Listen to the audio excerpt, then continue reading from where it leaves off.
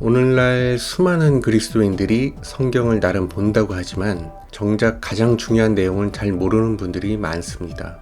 만약 여러분에게 당신은 성경에서 가장 중요하다고 생각하는 인물은 누구십니까? 그런다면 대부분 예수 그리스도라고 할 것입니다. 성경을 단 한 단어로 표현해 보시겠습니까? 해도 예수 그리스도를 떠올리는 사람들이 많을 것입니다.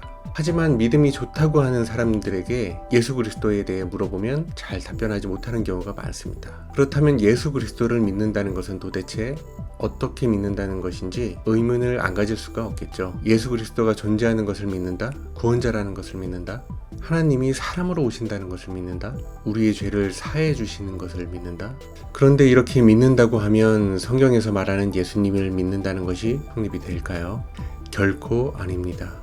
예수님을 믿는다는 것은 예수님이 하신 모든 사역을 우리도 할 수 있다는 것을 믿는 것까지가 진정한 믿음이 됩니다. 이 사실을 여러분은 아셨나요? 그렇다고 한다면 믿는다는 사람은 가장 먼저 예수 그리스도의 공생애에 관해 무한한 관심과 애정을 가질 수밖에 없는 이유입니다.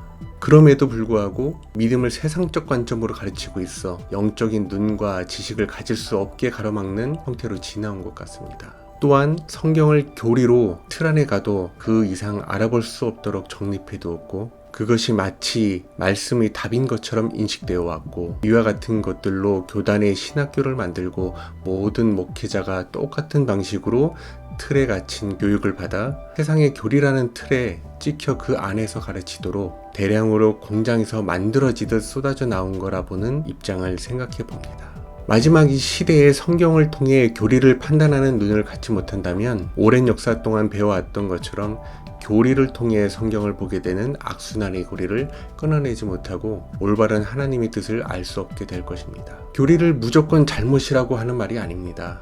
교리의 틀을 통해 성경을 보는 것이 아니고 성경을 통해 교리를 참고하는 것이 말씀을 더 많은 이해를 돕는데 유익함을 말하고 싶은 것입니다. 앞으로 본론으로 들어가기 전에 한 가지만 기억하세요. 하나님의 뜻은 하나님께서 주신 성경으로 충분하며 성경을 최우선으로 하여 정립된 선진들의 교리의 가르침을 본다면 도움이 될 것입니다. 교리는 종교나 종파에 따라 제각기 다르기 때문이기도 합니다. 그러므로 저는 우리 각자가 성경을 온 마음을 다해 매일 반복하여 확인하고 다시 확인하면서 찾아봐야 한다고 생각합니다. 그래서 각자의 은혜와 깨달음으로 교회 안에서 대화의 장을 열어 성도들 간의 진정한 교제를 통해 하나님을 발견해 나가는 모임이 되어야 한다고 생각합니다. 이러한 노력은 각자의 부분적인 깨달음이 모여 진정한 하나님의 참 모습을 발견하게 되는 놀라운 교제가 될 것입니다. 저는 이와 같은 시간과 과정을 통해 하나님의 뜻을 보게 되었고 순종하는 삶을 살게 되었습니다.